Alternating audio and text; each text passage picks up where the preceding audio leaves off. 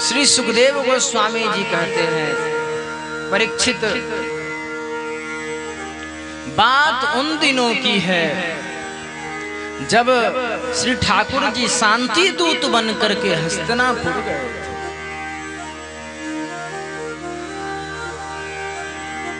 बहुत आपने समझाया सबको कि कुछ नहीं 5 गांव ही दे दीजिए, लेकिन यहां तो उसने कहा कि सुई के नोक बराबर भी नहीं मिलने वाला है। सबनी ने कहा, भांजे ये तो हमें भड़काने आए हैं शांति दूत बनके। दुर्योधन बांधने के लिए चलाया ठाकुर जी को। ठाकुर जी ने अपना विशाल रूप बनाया, सारे महाराज पसीने निकल गए।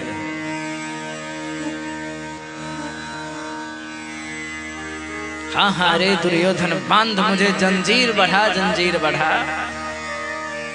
क्या कविता है। फिर वहां से कोई न माना महाराज। पितामह भीष्म भी चुप है, आप तो वचन ही दे रखे हैं, वचनों के बंधन में बंधे पड़े हैं। तब श्री ठाकुर जी आते हैं और उसी क्षण उसी सभा में विदुर जी होते हैं। आने से पूर्व दुर्योधन महाराज अम्ल चित्त भज्ज भाज्य कटकसाय सप्तरसिक विनिमंजत सुंदर व्यंजनों को बनाकर द्वारिकाधीश आएंगे, भोजन की व्यवस्था हो। लेकिन ऐसी व्यवस्था होने के बाद श्री ठाकुर जी ने इशारा कर दिया, विदुर का काज आपके यहाँ है। और ये बात खत्म करके महाराज विदुर जी जब तक आते बाजार गए कुछ महाराज मेवा मिष्ठान लाने, तब तो ठाकुर जी पहुंच गए। विदुरानी महाराज स्नान कर गए। आवाज लगाई श्री ठाकुर जी ने, महाराज दौरी आई है और महाराज कोई शुद्ध न है। सोच रही थी यहाँ बिठाऊं, कहीं भी बिठा दिया महाराज। और महाराज देखो कि श्री ठाकुर जी को क्या कर रही हो। श्री ठाकुर जी को देख रही और केला का क्या करती, केला छीलती और केले को इधर फेंकती और छिलका श्री ठाकुर जी को खिलाती। और ठाकुर जी छिलका खाने लगे। जब श्री ठाकुर जी छिलका खाने लगे, विदुर जी आए, अरे क्या कर रही हो, क्या कर रही हो, छिलका खिला रही हो। विदुरानी को भान हुआ, अरे छिलका मैंने खिला दिया। तब विदुरानी ने क्या किया, एक केले को छील लिया और छीलने के बाद केला निकालकर श्री ठाकुर जी को दिए।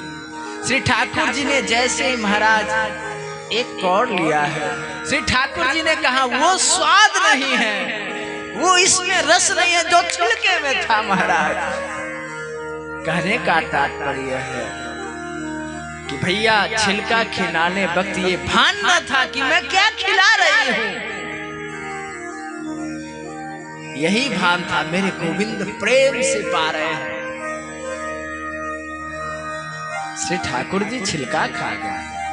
भैया हम रबड़ी परोस डालते हैं, नेक्सी न घटता महाराज। और वहां छिलका खाने आ जाते हैं। बोल वृंदावन बिहारी लाल की। ओ सबसे ऊंची प्रेम सगाई, सबसे ऊंची प्रेम सगाई, सबसे ऊंची प्रेम सगाई, सबसे प्रेम सगाई, सबसे ऊंची प्रेम सगाई।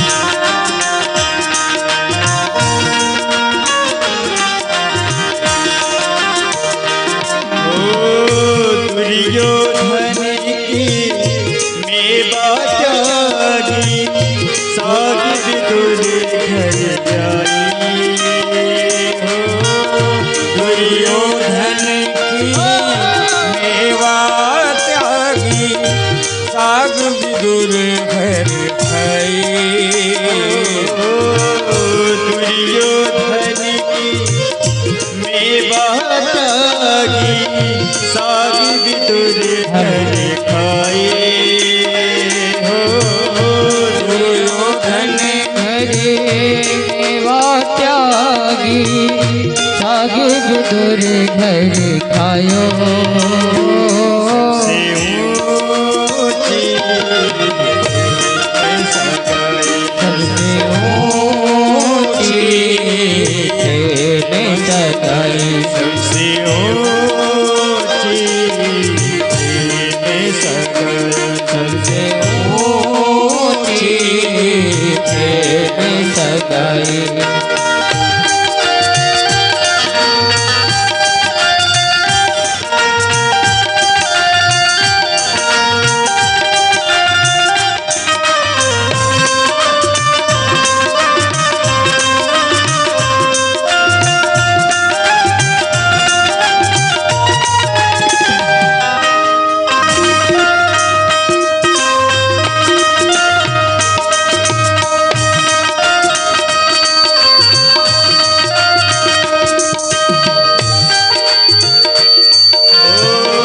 झूठे पल सब रीके खाए बहुमती सब बताइए हो झूठे फल सब रीके खाए त्याग देख बुराई सबसे ऊंची सगाई सबसे ऊंची तेने सगाई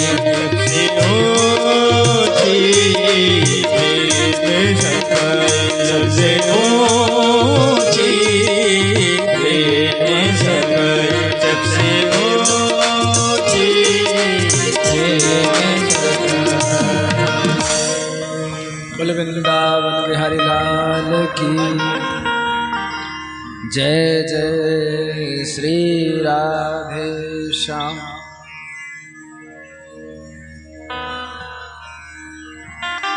बैठी ढिक आई केरा छिल छिल का खवाए आई पति खीज यो दुख कोटि सुनि पायो। भक्तमाल के टीकाकार श्री प्रियादास जी कहते हैं प्रियादास जी कहते हैं कि बैठी ढिक आई केड़ा छिल छिल का खवाई आयो पति खीजयो दुख कोटि सुन पायो है। प्रियादास जी कहते कि जैसे ही विदुर जी आए खींच गए, अरे ठाकुर जी को केला का छिलका खिला गया, छिल छिलका खवायो है पति खीजियो दुख कोटि सुनी पायो। बहुत ही दुख हुआ है आप, धन्य है भैया ठाकुर जी का वो भक्त वात्सल्य स्वभाव।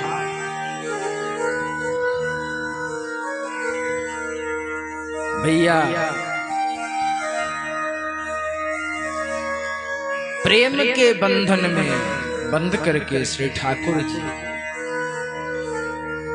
स्नेह के बंधन में बंध करके भक्त के लिए कुछ भी करने को तैयार है, कुछ भी खाने को तैयार है। ऐसी प्रेम की बात भगवत गीता में कहा गया है, पत्रम पुष्पम फलम तोयम यो मे भक्तया प्रयच्छति। पत्रम पुष्पम फलम, पत्र हो, पुष्प हो, फल हो, कुछ भी हो,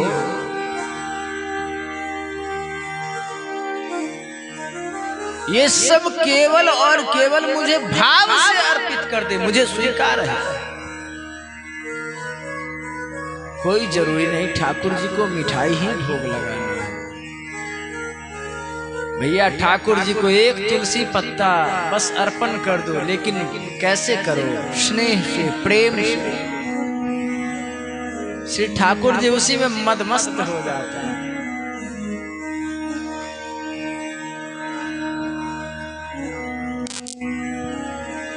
ऐसा भगवान जो केला खाकर कहता मदमस्त हो गया, ऐसा कौन भगवान है?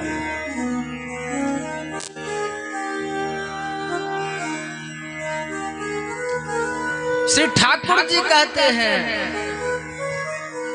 मैं, हे राधा रानी, मैं क्षीर सागर में न डूबा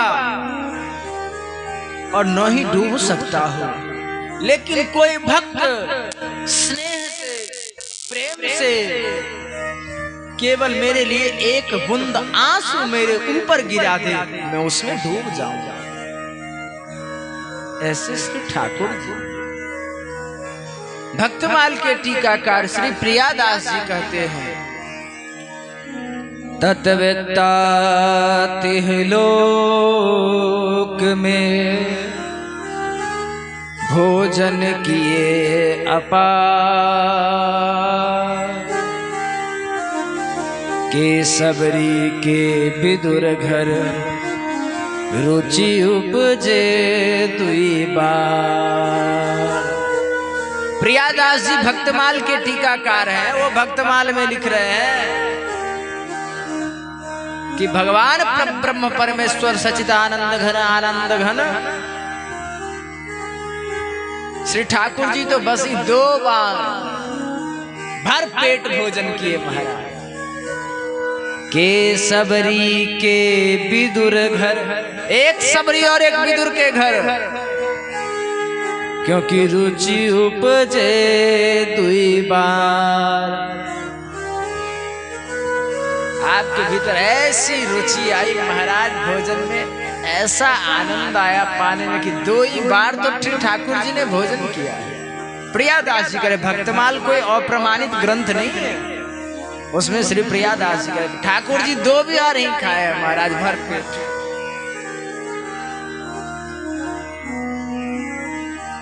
देखो एक आदमी श्री ठाकुर जी को बड़ी पवित्रता से भोग लगाता है। अरे यहाँ जूठा है, यहाँ जूठा है, अरे बाजार से मैंने किशमिश लाया उसको धुल डालो, मिश्री धुल डालो महाराज, सब धुल धुल के भोग लगाता है। लेकिन सबरी की श्रद्धा, स्नेह और प्रेम तो देखो, बैर को चखती है कहीं खट्टा ना हो महाराज। अरे ठाकुर जी खट्टा खाएंगे क्या? और जो बैर मीठा होता है उसे ठाकुर जी के लिए रखते हैं। ये भाव ही तो पूजा है। और श्री ठाकुर जी प्रेम से पैर खा रहे, वाह वाह वाह वाह, बहुत सुंदर प्रशंसा कर रहे हैं। हम सब विचार करने लग जाते, अरे ठाकुर जी को जूठा। लेकिन देखो श्री ठाकुर जी की ऐसी भक्त वात्सल्यता कि सबरी के जूठे बैर खाने लगते। लक्ष्मण जी ने नहीं खाया, फेंक दिया महाराज। परिणाम ऐसा हुआ, क्या हुआ कि वही उनके लिए बूटी बन गया महाराज। श्री ठाकुर जी भाव के भूखे। श्री ठाकुर जी को कुछ न चाहिए, केवल आपका प्रेम चाहिए, भाव चाहिए। भाव से मुझको भजो तो भव से बेड़ा पार है। बिना भाव श्री ठाकुर जी कुछ न लेते।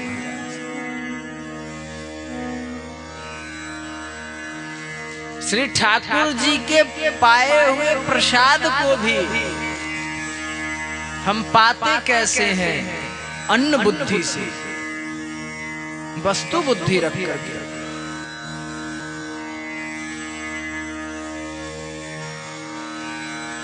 बड़े आश्चर्य की बात है,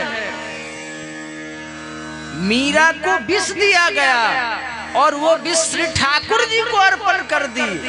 और वो विष अमृत बन गया और विष पी करके भी महाराज नाचने लगी, राधे राधे करने लगी, कृष्ण कृष्ण करने लगी।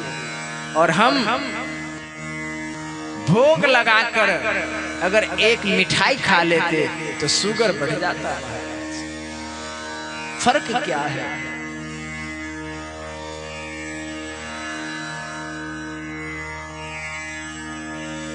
हम प्रसाद को किसी वस्तु बुद्धि रखकर ना खाएं, तभी प्रसाद का वास्तविक फल आपको प्राप्त होगा, पाने का वास्तविक फल आपको प्राप्त होगा। बहुत से महाराज प्रसाद लेते पहले सूंघते देखते हैं क्या है क्या है। अरे भैया जब तुम सूंघ ही लिए तो उसमें भोक्ता बुद्धि हो गई, भोग बुद्धि हो गई। श्री ठाकुर जी को क्यों अर्पण किया जाता है? कोई वस्तु महात्मा क्या करते हैं, एक वस्त्र खरीदे, ठाकुर जी को पहले चढ़ा दिए फिर धारण कर दिए। मतलब क्या? ठाकुर जी का प्रसादी धारण कर रहे हैं। कोई भी वस्तु महात्मा के पास अगर आता महाराज तो वो पहले ठाकुर जी को अर्पण करते हैं फिर खुद धारण करते हैं, क्योंकि ठाकुर जी के प्रसाद इस भाव से धारण करते हैं। कोई वस्तु आए तुम ही निवेदित, श्री ठाकुर जी को निवेदन करके श्री ठाकुर जी को पधरा करके फिर वो कुछ पाता है, पहनता है, धारण करता है।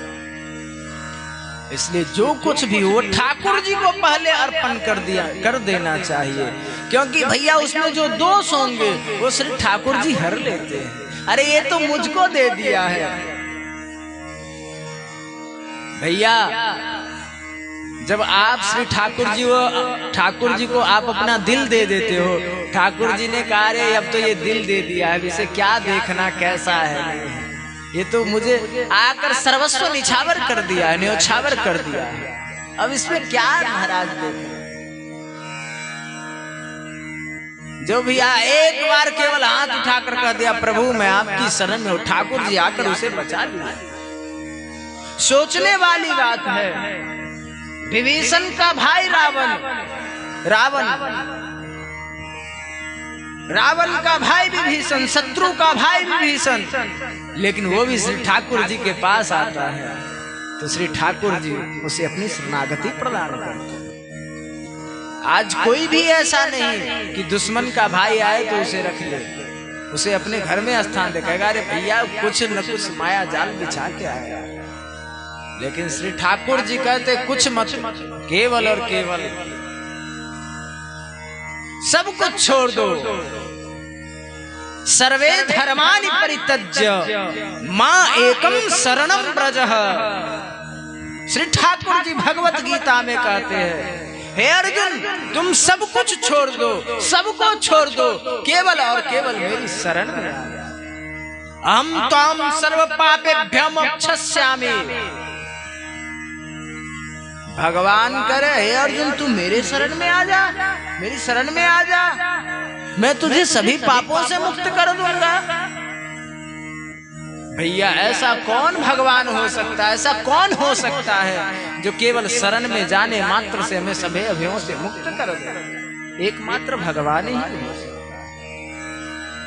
इसलिए भगवान को भाव से ही भजना चाहिए।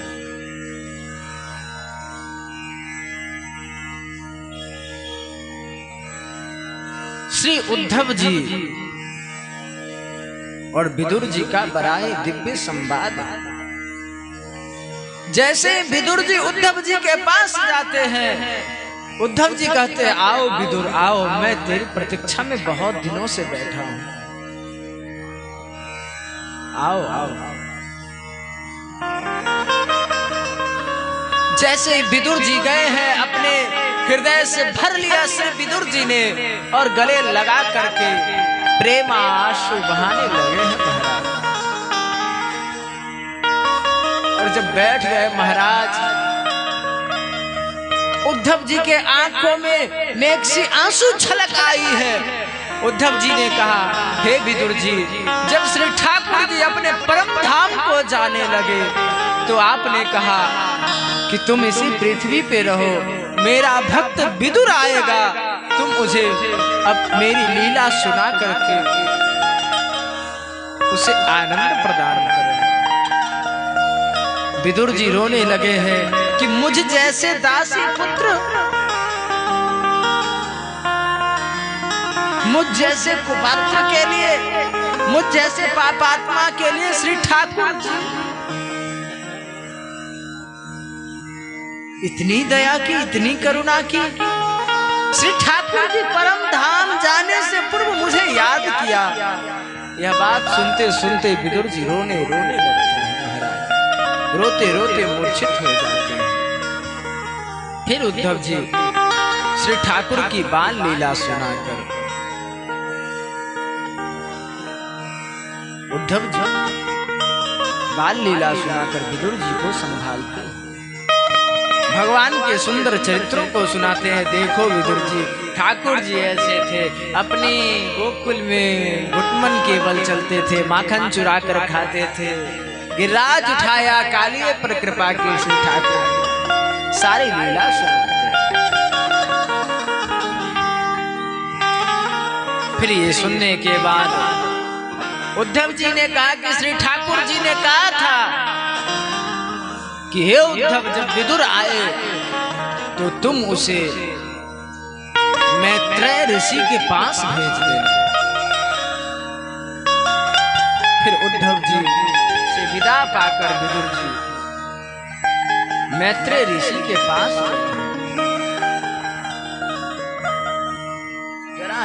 जहां बड़ी अद्भुत चर्चा हुई।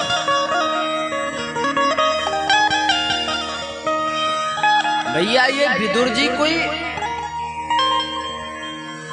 नहीं है, ये तो साक्षात प्रजा संयमन यम है। कथा ऐसी आती है, मैं तो यहाँ से छलांग लगा सकता था, लेकिन ब्रजकिशोर ठाकुर जी आप बैठे हैं तो छलांग लगाने का दिल ही नहीं करता। बोलो राधे राधे। बात ऐसी है कि मांडव ऋषि थे, भक्तमाल में कथा आती है कि मांडव ऋषि थे। ये भक्तमाल में कथा तब आती है जब युधिष्ठिर की कथा, विदुर की कथा और स्वपच भक्त वाल्मीकि की कथा आती है। दो वाल्मीकि हैं, एक तो रामायण के प्रणेता रचयिता है और एक ये भक्त स्वपच भक्त, जिनके भोजन करने से महाराज पांडव के यहाँ शंख बजने लग गया यज्ञ में। ये भक्त, ये तीनों की जब कथा आती है उसमें श्री प्रियादास जी लिखते हैं कि विदुर जी कोई साधारण जीव नहीं है, युधिष्ठिर कोई साधारण नहीं है।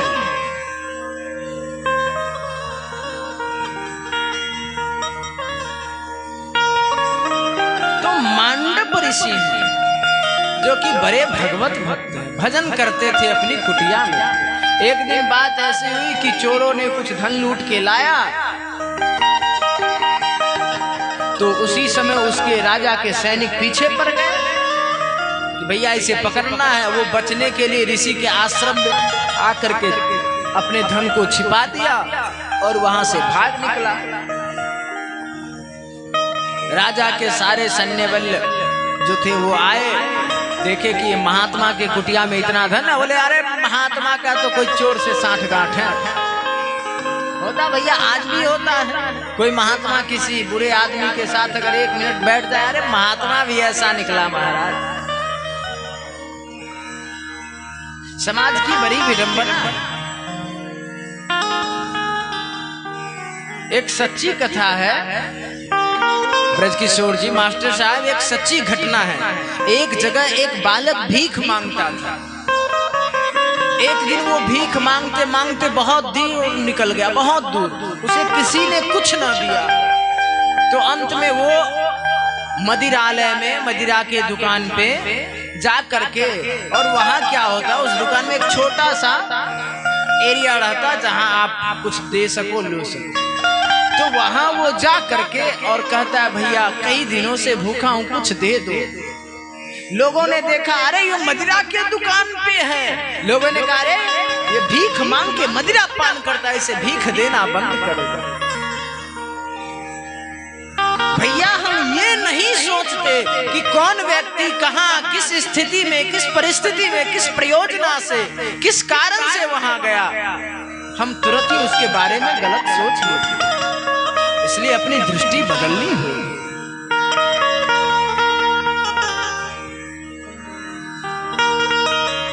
मदिरा वाला ने उसे कुछ पैसा दे दिया, बेचारा भोजन किया। अगले दिन से उसे लोग भीख देना बंद कर दिया।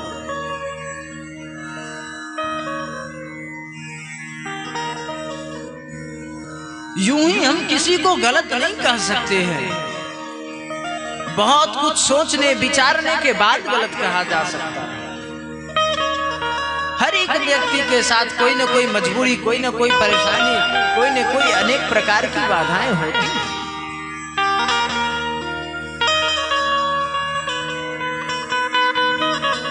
इसलिए किसी को भी गलत नहीं कहना चाहिए, किसी के बारे में गलत नहीं सोचना चाहिए।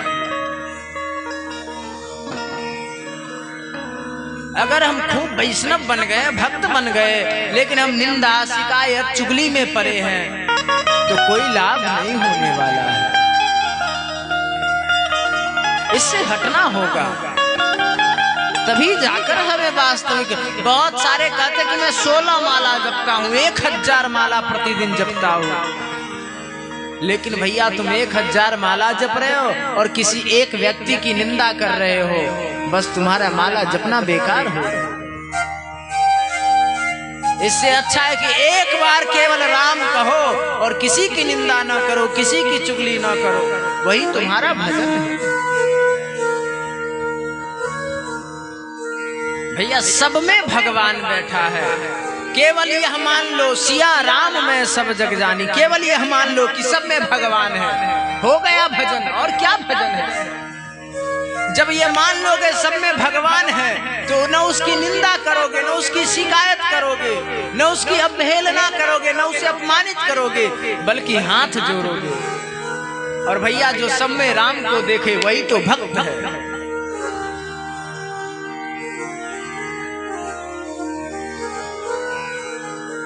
इसलिए भैया सब में भगवान को देखना चाहिए। तो मांडव ऋषि के कुटिया में चोरों ने धन छुपा दिया, सेना आदि आया, सैन्य बल महात्मा को पकड़ के ले गया कि इसका कोई 60 गांठ जरूर है चोर से। राजा के पास ले गया। राजा तो भैया राजा ही होता है। आज कोर्ट में भी क्या चाहिए, झूठी गवाही हो तो गवाही पक्की मानी जाती है। हाँ, मूवी वगैरह में लोग देखते होंगे, और उसमें भी महाराज यहाँ कोई वकील बैठे हो तो क्षमा। महाराज वकील तो इतना महाराज ऐसे एकदम बढ़ा चढ़ा। मैं यमराज के पास जाऊंगा और पूछूंगा कि हमसे कौन सी ऐसी गलती हुई जो मुझे सूली पे चढ़ना पड़ा। क्योंकि जब से मैंने, अब उसको भी थोड़ी भान हो गई, अरे मैंने जिसके साथ इतना अनादर किया, मैंने जिस आपने मांडव ऋषि ने कहा बताओ, करवा के परेशान हो, हमसे तो कुछ हो भी नहीं सकता। बोलो श्री राम जय राम जय राम, बोलो श्री राम जय राम जय राम, बोलो श्री राम जय राम जय राम, बोलो। हिरण्यकश्यपी को भी, कश्यप का भी उद्धार हो गया।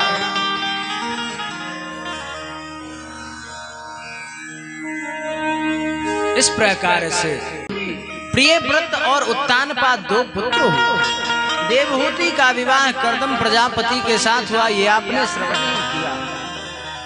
आकुति का विवाह रुचि नाम के प्रजापति के साथ हुआ, और आप प्रसूति का विवाह दक्ष प्रजापति के साथ हुआ।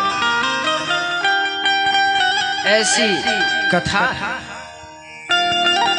जहां आकुति के घर स्वयं भगवान नारायण आकर यज्ञों को के भाग को ग्रहण हुई, जिनमें 13 धर्म को ब्याही गई। 13 कन्या धर्म को ब्याही गई और 3 कन्या स्वाहा, स्वधा, अग्नि, ये सब स्वाधा अरिमा के साथ सबसे छोटी सती शंकर जी के साथ ब्याही आई।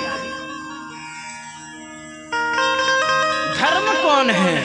रामो विग्रहवान धर्म, भगवान स्वयं धर्म है। धर्म की मूर्ति भगवान स्वयं। धर्म की 13 पत्नी कौन है? श्रद्धा। मास्टर साहब, धर्म की पत्नी है सर्वसे प्रथम पत्नी श्रद्धा, क्योंकि श्रद्धा बिना धर्म नहीं होई। बिना श्रद्धा के धर्म भी नहीं हो सकता। श्रद्धा। दूसरी पत्नी है मैत्री। श्रद्धा व्यान लभते ज्ञानम, श्रद्धा होगी लाभ होगा, सबसे मैत्री होगी। दूसरी पत्नी है मैत्री। तीसरी है दया, चौथी है शांति, 5वीं है तुष्टि, क्योंकि शांति ने तुष्टि को जन्म दिया। जब शांति होगी एकदम मन प्रसन्न हो जाएगा महाराज। पुष्टि हुई, क्रिया उन्नति। पुष्टि ने क्रिया और क्रिया उन्नति। इस प्रकार से तितिक्षा, हृदय और 13वीं पत्नी मूर्ति है। मतलब क्या है? जो 13 गुण जिसके पास हो वो धर्म की मूर्ति है महाराज। जिसके पास श्रद्धा हो, दया हो, क्रिया हो, उन्नति हो, प्रेम हो, विश्वास हो, वही तो धर्म का मूर्ति महाराज। इसलिए अर्थात ये 13 जिन महापुरुषों में हो जाए वो साक्षात धर्म के मूर्ति है। श्रद्धा ने शुभ को जन्म दिया है, क्योंकि श्रद्धावान का तो हमेशा जय जयकार होता है। जीव श्रद्धा से साधु की सेवा करता है और साधु से एकदम महाराज चकाचक फल देकर के जाता है। मैत्री ने प्रसन्नता को जन्म दिया है। इसके वंश बड़े महाराज विस्तृत रूप से, क्योंकि मैत्री जब होगी तो भैया प्रसाद ही प्रसाद मत। प्रसादस्तु प्रसन्नता। प्रसाद क्या है? प्रसादस्तु प्रसन्नता। प्रसाद का मतलब प्रसन्नता। दया ने अभय को जन्म दिया, भय नहीं हो सकता। इस प्रकार जो धर्म की चर्चा करता है, जो धर्म की कथा कहता है, सुनता है, उसके अधर्म से निवृत्ति हो जाती है। ऐसी धर्म की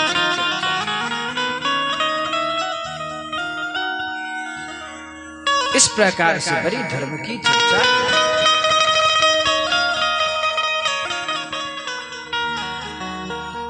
क्योंकि दया भी धर्म का मूल है। धर्म का मूल भी दया है। दया नहीं हो तो धर्म भी नहीं है। दया में धर्म छिपा हुआ है। इसकी चर्चा से दुख की निवृत्ति होती है, कष्ट की निवृत्ति हो, उसके अधर्मों की नाश हो जाती है। इस प्रकार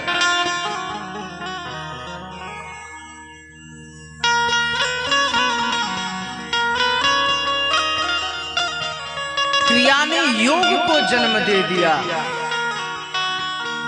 और उन्नति ने दर्प को जन्म दे दिया। भैया जो सारे गुण से युक्त होगा उसमें क्या होगी? उन्नति होगी। और उन्नति होगा तो क्या होगा? अहंकार, दर्प। लेकिन दर्प कैसा? भक्त के हृदय में कैसा अभिमान होता है?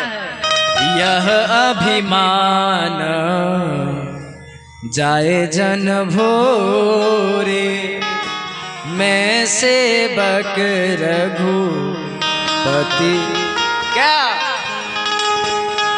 मैं भगवान का दास हूं? यह अभिमान जाए जन भोरे।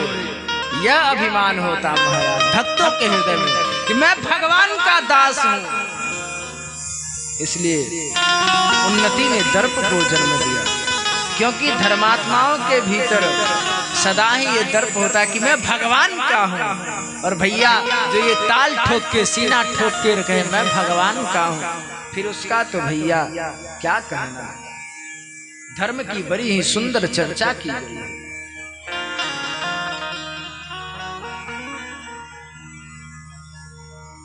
अधर्म की वंश के भी बड़े सुंदर चर्चा की गई है। और उसी वंश में ब्रह्मा जी का नाती हो गया दंभ। उसकी पत्नी मृषा ने द्रुपदी गाली को जन्म दिया महाराज। बड़ा ही सुंदर अधर्म के वंश का भी वर्णन है। इस प्रकार से आगे चर्चा करते हुए सुखदेव गोस्वामी कहते हैं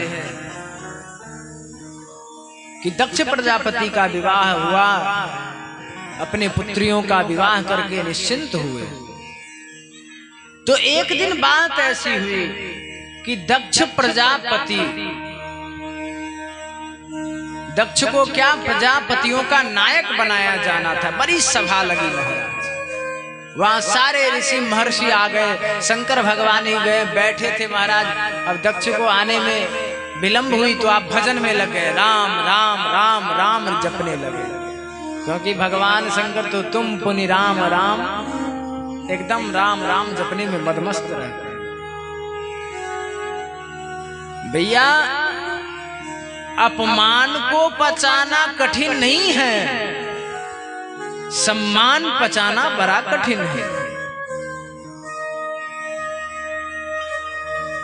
सम्मान पचाना बड़ा कठिन है। और जिसको इसकी भूख लग जाए महाराज, फिर कहना क्या। ऐसे हुआ दक्ष के साथ। अब इसे सम्मान की भूख लगी। अब इसने सोचा कि अगर मैं सभा में सबसे पहले पहुंच जाऊंगा तो कैसे जय जयकार नमस्कार जय हो होगा। ऐसे ही दक्ष जी ने क्या किया कि जब समाज सब एकदम खचाखच भर गया महाराज, खूब देरी करके आए। सब उठ करके, ब्रह्मा जी उठ करके जय हो जय हो जय हो, दक्ष महाराज की जय हो जय करने लगे। लेकिन शंकर जी तो समाधि में राम राम जपते रहे। अब दक्ष देख भी रहा है कौन जय जयकार कर रहा है। होता है भैया, समाज में कुछ ऐसा हो तो आदमी का नजर रहता है कौन क्या कर रहा है। जो मेरे विरोध में बोल रहा है उसके मैं बाद में बदला लूं, होता है। इसलिए बड़ा संभल के चलना होता है। कहीं दो पक्ष में झगड़ा हो जाए, और जब दो पक्ष में झगड़ा हो जाए तो दोनों पक्ष देखता है कि इसके पक्ष से कौन आया है, मैं उससे बदला लूंगा। तो ऐसे ही दक्ष देख रहे हैं कि कौन है, कौन स्तुति कर रहा है, कौन जय जयकार और कौन चुप बैठा है। अब इनकी दृष्टि गई शंकर जी पे। शंकर जी तो महाराज समाधि में, पता ही नहीं चला कौन आया कौन गया। जब समाधि खुली तो देखे कि ओ दक्ष जी ससुर जी बैठे हुए। बस खुली तो दक्ष ने किया महाराज एकदम गाली की बौछार। अरे ये पाखंडी है, ढोंगी है, शमशान में रहने वाला है, भस्म अपने शरीर में लेपता है, भूत पिशाच के संग में रहता है। अरे मैं तो ऋषियों के बहकावा में आकर के मैंने अपने पुत्री का विवाह इससे कर दिया। ये देखो, मैं आज से ऐसी व्यवस्था बनाता हूँ कि आज के बाद यज्ञ में शंकर का भाग नहीं दिया जाए। भैया उनके गल कौन नंदी, उसको कहाँ सहन हो। उधर से ब्राह्मणों ने भी बड़ा कीर्ति किया, इधर से नंदी ने भी बड़ा महाराज एक दूसरे में टक्कर चली। नंदी ने कहा कि जितने ब्राह्मण हैं सब कलयुग में एकदम महाराज भक्षी हो जाएंगे, एकदम मांस मछली अभी पान करेंगे, मदिरा पान करेंगे। इधर ब्राह्मणों ने भी कहा कि जितने तुम्हारे बाबा के भक्त हैं सब एकदम खाने पीने में मदमस्त हो जाएंगे। शंकर जी अति प्रसन्न हो गए। वाह वाह, ठाकुर जी की क्या कृपा हो गई। अरे यज्ञ में कोई भाग देता था, कैलाश से आकर मुझे भाग स्वीकार करना होता था, इतने में भजन छूट जाता था। चलो चलो जय जय हो गया, अब तो कैलाश में बैठ करके भजन करना है। भैया महात्मा को क्या चाहिए, वैष्णवानाम यथा संभव। नरसिंह मेहता कहते हैं वैष्णव जोने तेने कहियो जे पीर पराई जाने रे। भैया वैष्णव तो वही है, साधु तो वही है। और ऐसे साधु भोला बाबा बोले चलो सब झंझट खत्म हो गया, बैठकर भजन करने लग गए। इधर दक्ष प्रजापति ने क्या किया कि शिव जी को नीचा दिखाने के लिए एक यज्ञ किया, बहुत बड़ा यज्ञ, सबको निमंत्रण दिया, शिव जी को निमंत्रण न दिया। और देवता भी महाराज, शिव जी बैठे हैं भजन कर रहे हैं और उसी वहीं माँ सती घूम रही है और वहीं से होकर के वे सारे देवता विमान से जा रहे हैं। मैया को न रहा गया। मैया ने कहा देवताओं आप कहाँ जा रहे हैं? अरे आपको नहीं पता, आपके पिताजी के यहाँ बहुत बड़ा यज्ञ हो रहा है। सती मैया आई, बाबा बाबा चलो न, यज्ञ हो रहा है मेरे पिताजी के यहाँ। बाबा ने कहा देखो, जहाँ कहीं उत्सव हो, कोई फंक्शन हो, वहाँ अगर निमंत्रण न आए तो अपनों के घर भी नहीं जाना चाहिए। इसलिए कोई निमंत्रण नहीं आई, ऐसे कभी आप चले जाओ, लेकिन जिस दिन कोई विशेष बात हो मत जाओ। अब माताओं का जिद के सामने किसका चलाया?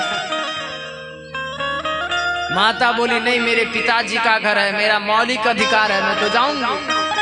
बाबा बोले नहीं, मैया बोली हाँ। बाबा हार गए, भैया ये संपूर्ण सृष्टि माता से हार गई। बोले वृंदावन बिहारी लाल की जय।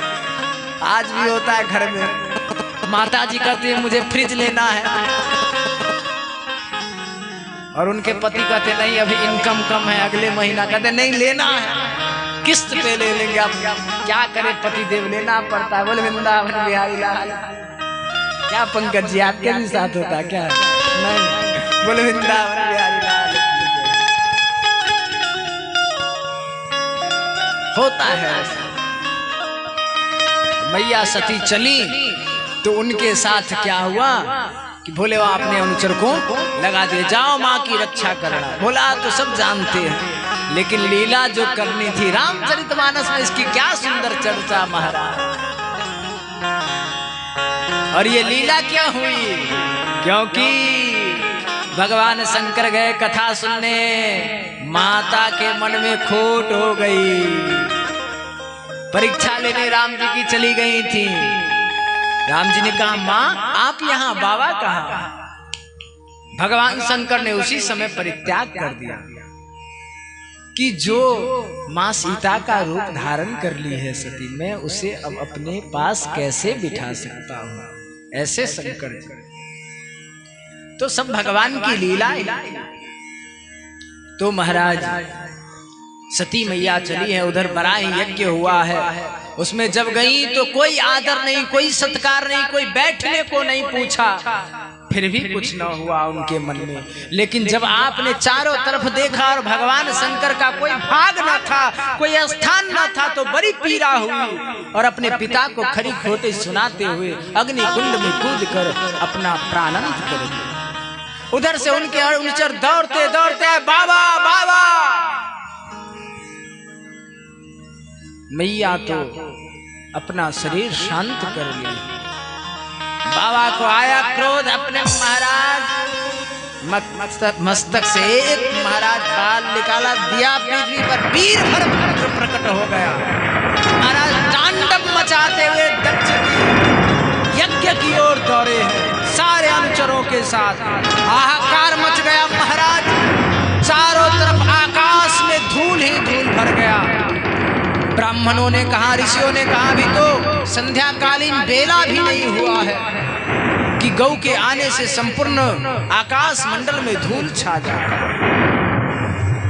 ऋषियों ने कहा ये शंकर जी को अपमानित किया गया है, जरूर कुछ अनर्थ होने वाला है। इतने में तो महाराज वीरभद्र ने अपने समस्त परिकरों के साथ यज्ञ मंडप को घेर लिया, पूरे यज्ञ मंडप को विध्वंस कर दिया गया और महाराज दक्ष प्रजापति की मुंडी काट कर उस हवन कुंड में डाल दिया गया। सारे देवता पहुंच गए कहाँ? कैलाश, और मनाने लगे। कैलाश के निवासी नमो बार बार है कैलाश। भोले को कैसे मैं मनाऊं रे, मेरा भोला न माने। भोले जी को मनाना सभी लोग हाथ ऊपर कर लीजिए, कर लीजिए सभी लोग। क्या बोलना? ओम नमः शिवाय, ओम नमः शिवाय। शिवाय ओम नमः शिवाय ओम नमः शिवाय ओम नमः शिवाय ओम नमः शिवाय ओम नमः शिवाय ओम नमः शिवाय भोले को कैसे मैं बनाऊं रे मेरा भोला नवाने भोले को भोले को कैसे मैं बनाऊं रे मेरा भोला न माने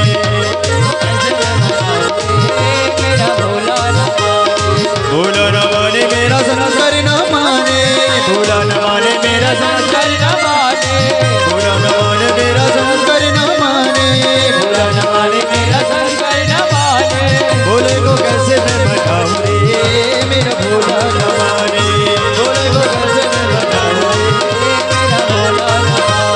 ओम नमः शिवाय ओम नमः शिवाय ओम नमः शिवाय ओम नमः शिवाय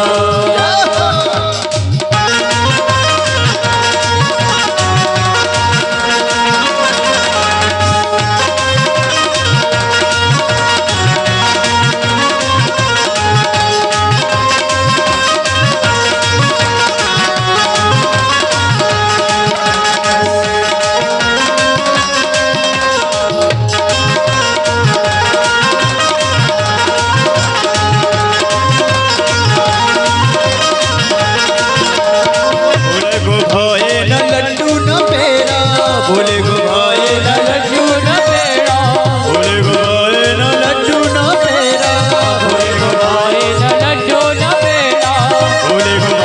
न लड्डू न पेड़ा भोले को भाए न लड्डू न पेड़ा। देखो भोले जी को लड्डू न पेड़ा तो खाते ही नहीं है और क्या मांगना है भांगी कहाँ से लाऊं रे मेरा भोला भांगी कहाँ से लाऊं रे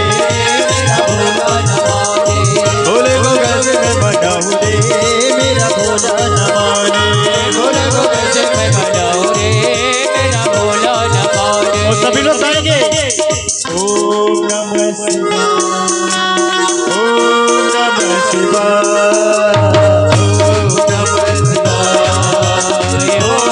नमः शिवाय ओम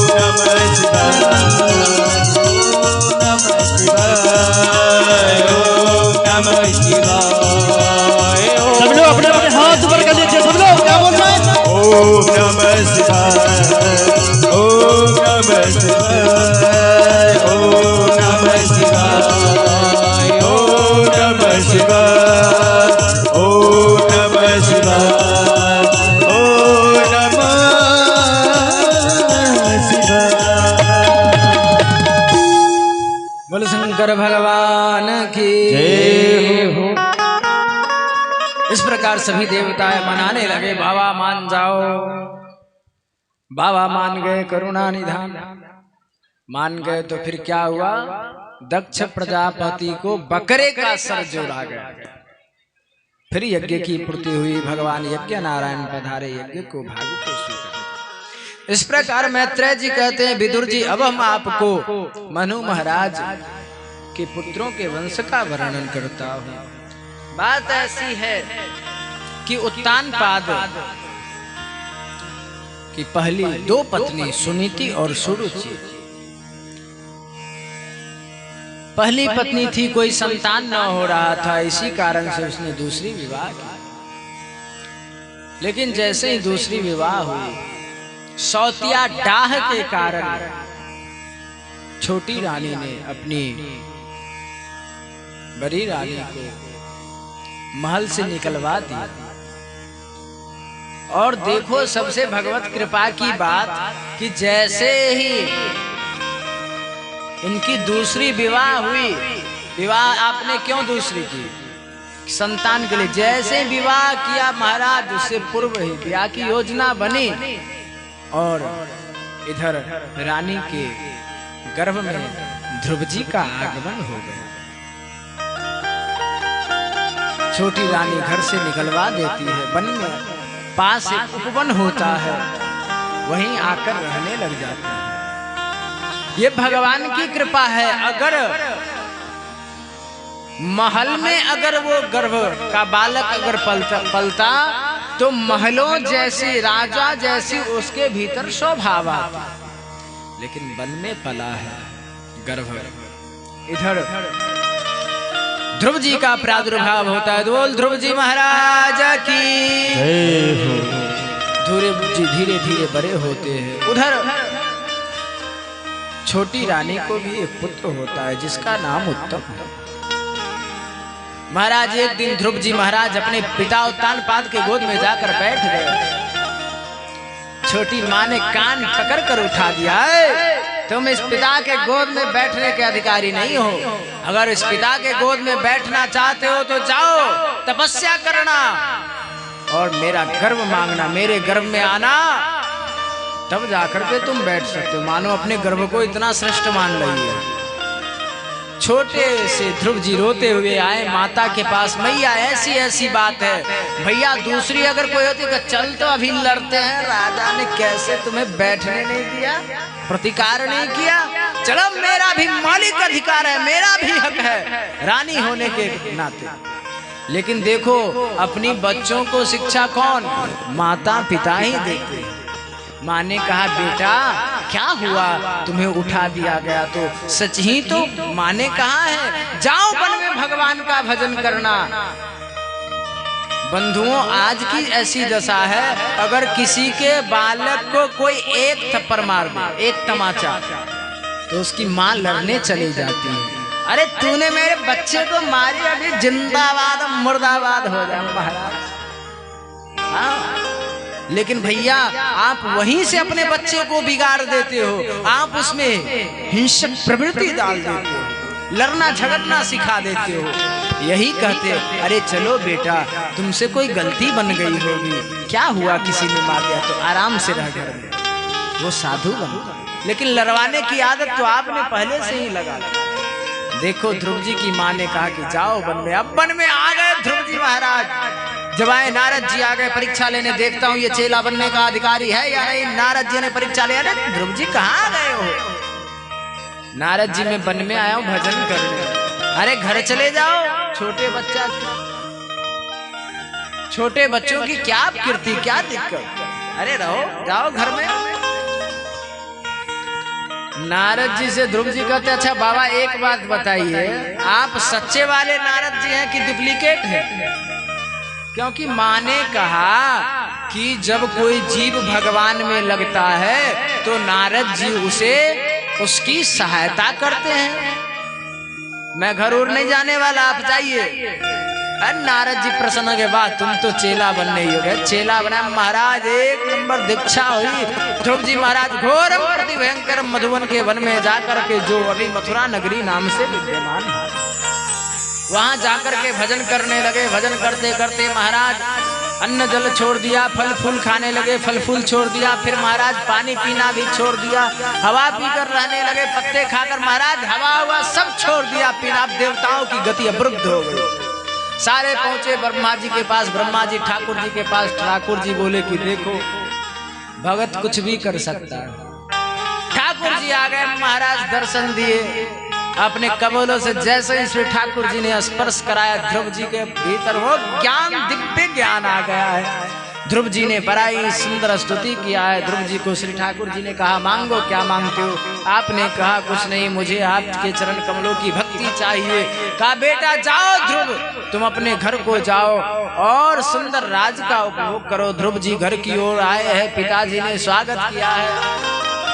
जब स्वागत किया महाराज 36,000 वर्षों तक ध्रुव जी ने राज्य किया। उनके भाई के उत्तम को यक्षों ने मार दिया।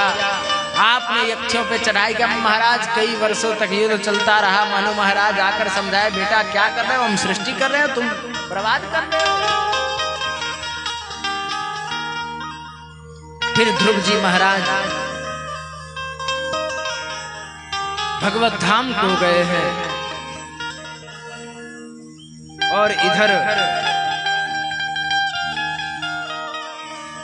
जब ध्रुव जी वन से लौट करके 36,000 वर्ष तक अपने राज का उपभोग करके ठाकुर जी के परम धाम को गए।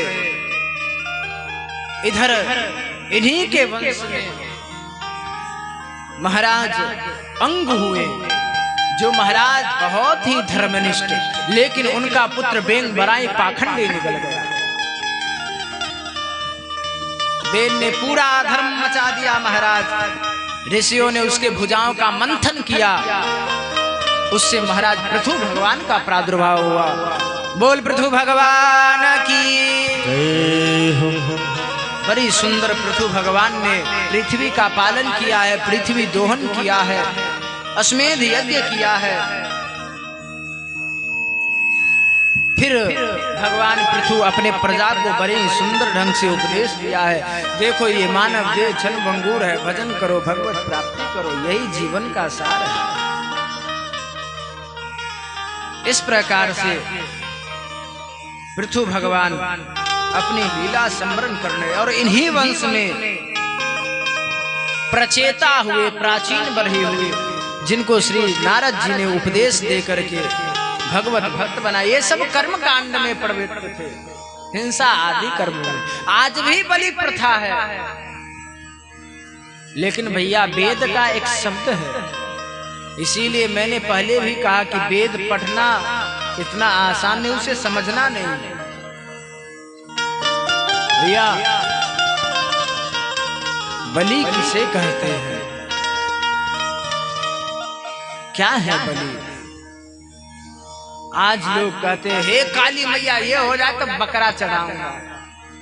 बताओ कोई माँ ऐसी नहीं होती जो कहती कि तू मेरे संतानों को दे। बलि का अर्थ ही बदल दिया गया वेद से। बलि का मतलब दान भी होता है। कर्म कलाप एक पुस्तक आती है, संपूर्ण 16 संस्कार के जितने विधि विधान से कर्म होते हैं उसमें ऐसा लिखा गया कि उस कर्म में भी बलि शब्द का उपयोग आया है। विवाह के समय मतलब बलि का मतलब कन्या,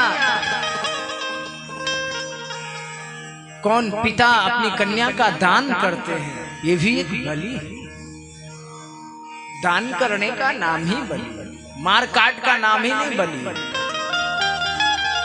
और कलयुग में ऐसा, खासकर बंगाल में तो महाराज, जो देवता महाराज अगर मांस भक्षण करे वो देवता हो कैसे सकता है? देवता तो मांस भक्षण नहीं करता, लेकिन काल्पनिक परंपरा चल रही है। स्वयं भागवत में इसकी चर्चा है। प्राचीन बरही प्रचेता ये सब महाराज उसी में लगे हुए थे। नारद जी ने आकर के समझाया, तुम जिसको काट रहे हो, मार रहे हो, देखो आकाश में तुमसे बदला लेने के लिए बैठे। जब दिखाई दिया तो दिशा ही बदल गया, रुद्र गीत उत्पन्न हुआ महाराज। और ये कथा विश्राम होते हुए महाराज पुरंजनोपाख्यान आता है, जिसमें पुरंजन अपने पुरंजनी के साथ, पुरंजन एक जीव है, वो अपने पत्नी के साथ वन में घूमने जाता है। बड़ा ही सुंदर महल देखता है, वहां रुक जाता है। 9 फन वाला सांप उसकी रक्षा में रहता है। वहां कालवेगी चंडिका का महाराज उसके ऊपर आक्रमण होता है। वो भागता है, छिपता है। और महाराज इसकी दशा ऐसी हुई कि ये अपनी पत्नी में इतना आसक्त हो गया था कि जब वो खाती तो ये खाता, जब खाता, जब वो पीती तो ये पीता। पत्नी में आसक्त होने के कारण मरते समय उसी का ध्यान हुआ, अंतिमति साध। भैया पुरंजनोपाख्यान का तात्पर्य क्या है? पुरंजन का मित्र अविज्ञात था। पुरंजन जब संसार में फंस गया, उसका मित्र छोड़ करके चला गया, लेकिन फिर मित्र ने दया करके उसे अपना लिया। पुरंजन हम सभी जीव हैं, हम सभी इस संसार भवाडवी में फंस जाते हैं। हमारा मित्र कौन है? ईश्वर। हर जीव का परम मित्र कौन है? ईश्वर। हर नारी का परम पति कौन है? परमेश्वर। हर जीव का परम पिता कौन है? परमेश्वर। ऐसे ही वो पुरंजन का मित्र अविज्ञात, अविज्ञात कौन? ईश्वर। पुरंजन कौन? जीव। जीव के साथ हमेशा उसका मित्र उसके भगवान होते हैं। जब वो बहुत फंस जाता है तो भगवान आकर उबार लेते हैं। ये पुरंजनोपाख्यान का तात्पर्य है। अविज्ञात जो बिछुड़ गया था, भाग गया था, फिर आकर के पुरंजनों को अपनाया। इस प्रकार पुरंजनोपाख्यान का विश्राम होता है। पंचम स्कंद में प्रिय व्रत का बड़ा ही सुंदर चरित्र आता है, जहाँ की प्रिय व्रत के पुत्र हो गए आगृध, आगृध के नाभि और नाभि के पुत्र श्री ऋषभदेव जी महाराज। मेरु देवी के गर्भ से ऋषभदेव जी का प्रादुर्भाव होता है। ऋषभदेव जी के 6 पुत्र हो गए महाराज, जिनमें 6 पुत्रों 100 पुत्र, जिनमें 100 पुत्रों में सबसे बड़ा पुत्र श्री भरत जी महाराज, जिनके नाम से इस देश का नाम भारत पड़ा। अजनाब भूखंड था, इसका नाम भारत पड़ा। और उसमें से 9 योगेश्वर हो गए।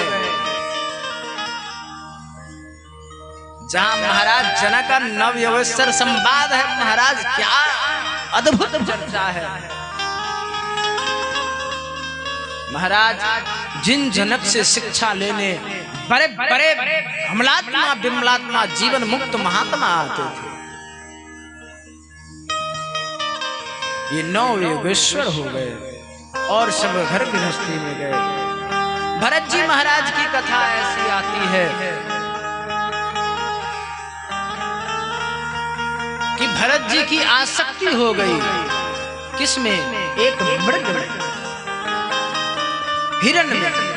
एक दिन की बात है, आप संध्या कर रहे थे, नदी में स्नान कर रहे थे, अंजलि में जेल लेकर के सूर्य को दे रहे थे। उसी समय एक गर्भवती हिरणी का शिकार एक शिकारी कर रहा था। अब ये उसके डर से भाग रही थी। भागते भागते सरोवर छलांग लगाई, गर्भपात हुआ। महाराज अंजलि में आया। आप भरत जी ने कहा, अब इसके पास है ही कौन, इसका भी संसार में है ही कौन। आप लेकर आए अपनी कुटिया में, उसको रखने लगे, खूब खिलाने पिलाने लगे। अब ऐसी आसक्ति हो गई महाराज, वो हिरणी का बच्चा इनके महाराज गाल को खूब अपने जिह्वा से चाटता महाराज, एकदम देह शरीर पे कूदता, सारा भजन साधन छूट गया। आसक्ति ऐसी होती है महाराज, बड़े बड़े की आसक्ति होती है। अगर आसक्ति हो गई तो सब भूल जाता है। बहुत बड़ा बड़ा साधन, उच्च कोटि के साधन को प्राप्त किए हुए जीव भी अगर किसी में अगर आसक्ति हो गई तो वो सब भूल जाता है। भरत जी महाराज भी सब भूल गए और केवल हिरणी के बच्चे का याद। एक दिन क्या हुआ भैया, वो भी अकेला अपने हिरणों का झुंड देखा, वो चला गया। भरत जी महाराज तो पागल हो गए, अरे चला गया, कहाँ होगा, कैसे होगा, क्या कहा महाराज। उसकी याद में शरीर छूट गई, अब ये हिरण बन गया। लेकिन भजन का प्रभाव ऐसा है कि हिरण शरीर में रहकर भी भजन करने लगे। फिर दूसरा जन्म हुआ ब्राह्मण कुल में। अब तो इन्होंने क्या किया महाराज, क्योंकि पिताजी ने उपदेश दे रखा है, हे पुत्रो नायम देहो देह भाजाम कष्टान निर्लोके कष्टान कर्मा हते विडभुजाम ये तपो दिव्यम पुत्र का ये न स्वत्वम। हे पुत्रो, ये शरीर जो है ऐसे नहीं मिली है, भजन करने के लिए मिली है, इसलिए शरीर से भजन करना। तपो दिव्यम पुत्र ये न का, इसलिए इनको पता है कि तप करना है, भजन करना है। ब्राह्मण शरीर मिला, अब तो भैया 2 जन्मों का एक्सपीरियंस है, अनुभव है, कैसे फंसता है, कैसे बचता है। अब ये क्या किए महाराज, इधर तो आपके पिताजी भी अवधूत वेश धारण किए थे, अवधूत वेश धारण करके अपने शरीर का परित्याग किया था। अब आप भी अवधूत वेश धारण करने लगे। घर में रहते, कोई काम धंधा नहीं करते, खूब भजन करते। भाई ने कहा निकाल दूंगा, कहा निकाल दूंगा। कहा अच्छा चलो कुछ खाते पीते हो तो एक काम करो, जाओ खेत रखवारी करना। जैसे किसान गेहूं बोता है ना, तो वहां चिड़िया से रक्षा करनी होती, नहीं तो सारा गेहूं खा जाएगा महाराज। सारे जो गेहूं है सब चिड़िया खा जाएगा। उसके भाइयों ने कहा कि जाओ खेत के आड़ पे बैठ के रखवाली करना, कहीं चिड़िया सभी गेहूं न खा जाए।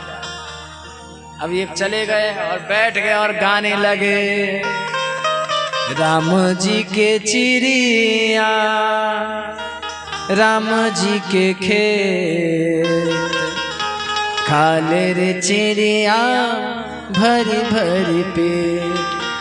भैया ऐसी जिसकी स्थिति हो वही महात्मा। यहाँ गया रखवारी करने महाराज, यहाँ तो सबरा लुटा दिया।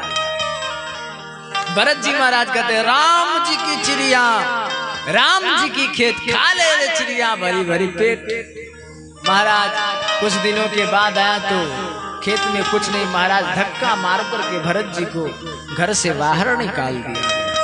बाब अब रास्ते में महाराज परे हुए हैं, महाराज भजन चल रहा है। एक दिन राजा रघुगण कपिल देव भगवान से सत्संग करने के लिए जा रहा था। उसी समय क्या हुआ कि उसका एक कहार उठाने वाला कहारी अस्वस्थ हो गया।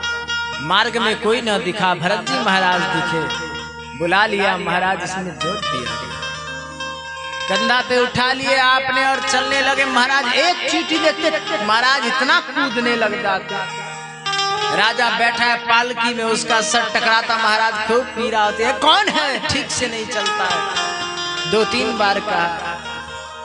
उसके सेवक ने कहा, महाराज एक नया आया है, उसी की ऐसी दशा है। राजा रघुगण ने पालकी से झांका और कहा, अरे ये तो लंबा चारा हट्ठा कट्ठा मोटा ताजा है, फिर भी ऐसी, अरे तुम तो बड़े मोटे ताजे हो, फिर भी ऐसी क्रिया। उसी समय भरत जी महाराज को आया रो सब, महाराज पालकी पर बोले, राजा तुम क्या समझते हो, अरे मोटा होना, लंबा होना, पतला होना, दुबला होना, बहरा होना, गूंगा होना, ये सब शरीर का धर्म है, आत्मा का धर्म नहीं। राजा रघुगण समझ गया ये कोई साधारण जीव नहीं, चरण में गिर गया। काहे महाराज आप बताएं आप कौन हैं?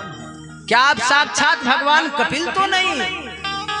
आप मुझे सुंदर उपदेश दें। सुंदर उपदेश को पाया है राजा रघुगण, महाराज मदमस्त हो गया।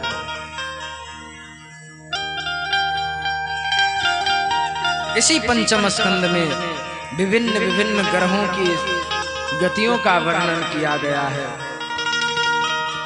संकर्षण देव का विवरण और स्तुति आदि किया। 26वें अध्याय में नरकों के विभिन्न गतियों का वर्णन श्री सुखदेव जी स्वामी जी ने किया है। हे परीक्षित, अब सुनो नरक की विभिन्न गतियों का वर्णन। क्या है नरक, क्या होता है?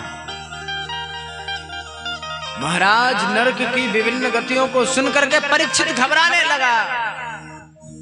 सुखदेव जी कहते हैं जो मांस मछली खाता है उसको क्या होता, वहां जाने के बाद उसके शरीर से मांस काट करके उसे खिलाया जाता है। मदिरा पान करने वाले को उसके शरीर से महाराज खून निकाल कर गर्म करके उसे पिलाया। जिसको भैया शंका हो कल आ जाना, भागवत में दिखा दूंगा। हाँ, लोग कहते होंगे भैया ये सब आए मांस मछली छुलाने, मदिरा पान छुड़ाने वाले, कहीं झूठ बोल रहे होंगे। होता है मास्टर साहब, इसलिए सच्ची बात है, भागवत में लिखा है। मैं कोई मनमुखी नहीं कर रहा हूं। जो जैसा कर्म करता है उसके अनुरूप उसे उस नरक की प्राप्ति होती है। रैरव आदि अनेक प्रकार के नरक है महाराज, जहाँ कीड़े मकोड़े बनने पड़ते हैं, वहां बड़े बड़े कीड़े उसे खाते हैं। ये गति देखकर को तो परीक्षित घबरा गया, का प्रभु प्रभु अब क्या होगा? यहाँ कलयुग में तो सब पाप ही पाप करेंगे, बड़ा बचना मुश्किल है, ऐसे में जीव का कल्याण कैसे हो? आपने कहा चिंता मत करो, भागवत धर्म में सारी व्यवस्था है।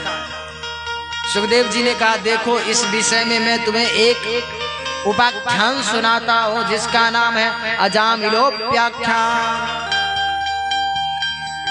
एक ब्राह्मण था अजामिल नाम का, बड़ा भगवत भक्त था महाराज, लेकिन उससे पूर्व था और ये ऐसा पापी हो गया महाराज, ऐसा अधर्म करने लगा, खूब अधर्म करने लग गया, खूब उधम मचाता। क्योंकि भाई संग का बड़ा प्रभाव होता है। लेकिन एक दिन की बात है, संतों की टोली जा रही थी, गांव में भी होता है ऐसा। संतों की टोली जा रही थी, लोगों ने पूछा कोई भैया भक्त का घर बता। सबने कहा अरे बाबा क्या देख रहे हो, अजामिल से बड़ा भक्त इस इलाके में नहीं है। होता है आज भी बहुत सारे जो होते हैं महाराज, उटपटांगी आदमी, कोई महात्मा आ जाए और पूछे कि कोई वैष्णव का, कोई साधु का घर बता दो, तो वो ऐसे घर में भेज देते महाराज जहाँ साधु को गाली सुनी। हाँ भी ऐसे ही हुआ महाराज। जब ऐसा हुआ तो गया, लेकिन यहाँ तो सब महात्मा श्रीमन नारायण नारायण करते आए अजामिल के घर में। अजामिल था ने उसकी पत्नी महाराज सीधा उठा दे दी, लीजिए भोजन बनाइए। जैसे ही भोजन बनाए ठाकुर जी को पवाया, संत पवाया, अजामिल का मन बदल गया। देखिए अन्नदान का महत्व। अगर आपके घर के अन्न, आपके घर का अन्न अगर साधु सेवा में लग गया तो आपका विचार ही बदल गया, विचार बदल गया। अरे मैंने बहुत पाप किया है, चलो संत के पास आ गया, चरणों में गिर गया, प्रभु कुछ बताइए कैसे उद्धार होगा, मैंने बहुत पाप किया है। संतों ने कहा कोई दिक्कत नहीं, अपने बेटा का नाम नारायण रख लो। बस नारायण संत चले गए। नारायण अब ये खाता तो नारायण पानी लाना, अरे नारायण एक फुलका ले आना, अरे नारायण बाजार जाना सब्जी ले आना, अरे नारायण जाओ गेहूं खरीद लाओ, अरे जाओ गेहूं पिसा लाओ। महाराज नारायण नारायण नारायण नारायण करने लगे। इस प्रकार से खूब नाम लगा। एक दिन अंतिम दिन आया इसका, यमराज इसके प्राण खींचने आया। उसी समय डर के मारे ये चिल्लाने लगा, अरे नारायण बचा लो नारायण। महाराज नारायण मरते समय मुख से निकला। यमराज के डर से भगवत पार्षद आ गए, भागो यहाँ से, तुम कौन हो? बोले मैं यमदूत हूँ। अरे क्यों आए हो यहाँ? अरे ये बहुत बड़ा पापी है। ये पापी उपी नहीं है, भागो यहाँ से, ये तो धर्मात्मा है, देखो देखो भगवान का नाम लिया। अब महाराज यमदूत सब भागे महाराज। भगवत पार्षद इनको लेकर के गया उधर। भगवत पार्षद गए भगवान के पास, बोले भगवान बड़ी लीला है। यमराज से यमदूत बोले महाराज ऐसी लीला है। बोले अरे तुम्हारे भाग्य उदय हुए कि भगवत पार्षदों का दर्शन तुझे प्राप्त हुआ।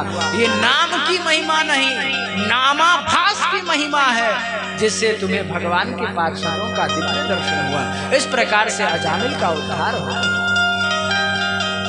यमराज ने अपने दूतों से कहा कि देखो तुम किसके यहाँ जाना, किसके प्राणों को खींच करके लाना, घसीट करके, जिसकी जिह्वा कभी भगवान नाम उच्चारण न करती हो, जो कभी अपने कानों से भगवत कथा न सुना हो, उसको तुम घींच घींच कर कहाँ नरक में ले आओ, यमपुरी में उसे मैं खूब दंड दूंगा।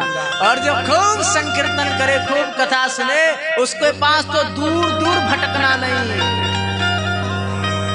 भैया अब आप ही डिसीजन ले लो कहाँ जाना है। बोल वृंदावन बिहारी लाल।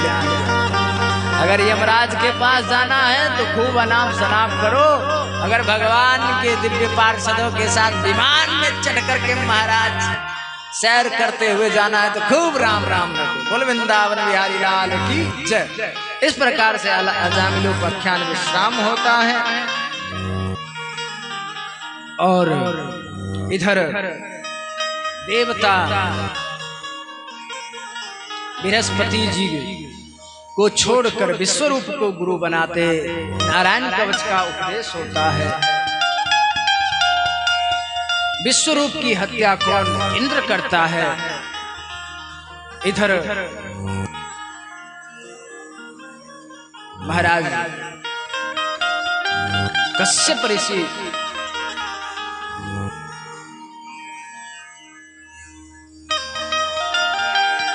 अपनी यज्ञ से वित्रासुर को उत्पन्न करके इंद्र पे चढ़ाई करता है। इंद्र घबरा जाता है, भागकर दधीचि ऋषि के पास जाता है। उनके हड्डी से महाराज वज्र का निर्माण करता है। फिर युद्ध भूमि में जाता महाराज वित्रासुर युद्ध भूमि में खड़ा होकर कहता है, हे प्रभु बस एक ही लालसा है, अजात पक्षा खगमातरम इव, जिस प्रकार पक्षी अपने बच्चों को चोंच में चोंच डालकर खिलाती है, ऐसे है प्रभु मैं तो आपका बच्चा हूँ, आप मुझे अपना लो। हे प्रभु आपसे एक ही विनती है कि मैं जहां भी जाऊं, मैं जानता हूं कि इंद्र मुझे मार डालेगा, लेकिन आपसे एक ही विनती है, हे प्रभु मैं जहां भी जाऊं आपके प्राण प्यारे भक्तों का सानिध्य मिले। ऐसा वृत्रासुर, इस प्रकार से वृत्रासुर का वध होता है। फिर सप्तम स्कंद की कथा में नारद युधिष्ठिर संवाद होता है, जहां हिरण्याक्ष के मरने के बाद इधर हिरण्यकश्यपु, बस बहुत टाइम वृंदावन बिहारी लाल की 5 मिनट में तो सारी कथा हो जाएगी। बावन भगवान तैयार हैं? बोलना पड़ेगा और जोर से, बस 5 मिनट। 4 से 8 मैंने पोस्टर पे टाइम दिया है, 4 से 8 मैं 4 बजे बैठता हूँ, 8 बजे विश्राम करता हूँ। मैं अपने टाइम के साथ, पहले तो मैं अपने टाइम से अलग रहता था, टाइम देता था 4 बजे बैठता, 5 बजे उठता 11 बजे, लेकिन अब तो मैं टाइम के बंधन में बंध गया भैया। 4 तो 4, 8 तो 8 विश्राम। क्योंकि बहुत लोगों को होने लगे कि आप बहुत देर कर देते हो, बहुत देर कर देते हो। और व्यास जी तो भैया 3 ही घंटा कथा करते और 3 घंटा में 5 भजन गा देते, 50 मिनट उसी में। महापुरुष सब हैं भाई। अब हमें तो भजन वजन आता नहीं, बस कथा में कहो तो फिर, और कथा में भी हमें तब मजा आती है, ऐसे तो उछलने में मजा ही नहीं आ रहा। एक गजेंद्र की बात हो तो कम से कम घंटों गजेंद्र पे चर्चा करें, तब दिल भरता है, तब मन में आनंद। नहीं तो कूदने में, महाराज कूदने में क्या होता है ना कि इधर उधर गिरने का बड़ा डर रहता है। बोले वृंदावन बिहारी लाल, इसीलिए मैं कभी गिर भी जाता हूँ, आप लोग समझते होंगे। लेकिन प्रेम से सुनो तो फिर तो आनंद ही कुछ हो, लेकिन समय का बंधन है। तो इधर हिरण्यकश्यपु तपस्या में लीन था, ब्रह्मा जी आए हैं और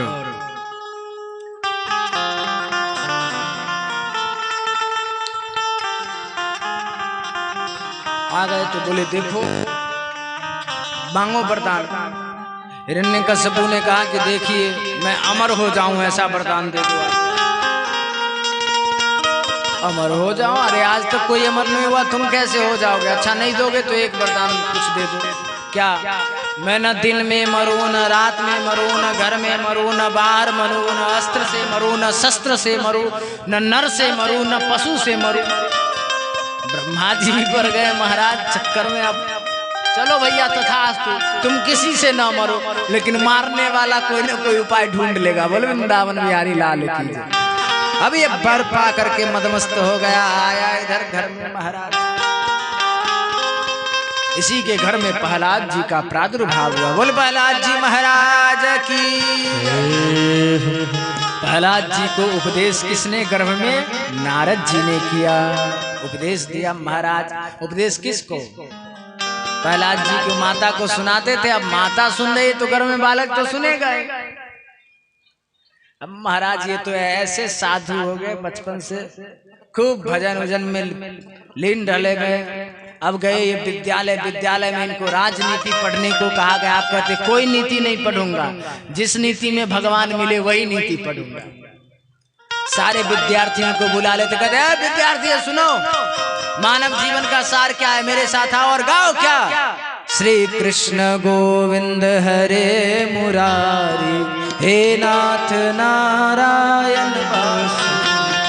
श्री कृष्ण गोविंद हरे मुरारी, हे नाथ नारायण वासुदेव। श्री कृष्ण गोविंद हरे मुरारी, हे नाथ नारायण वासुदेव। हे नाथ नारायण वासुदेव, हे नाथ नारायण वासुदेव, हे नाथ नारायण वासुदेव। श्री कृष्ण गोविंद हरे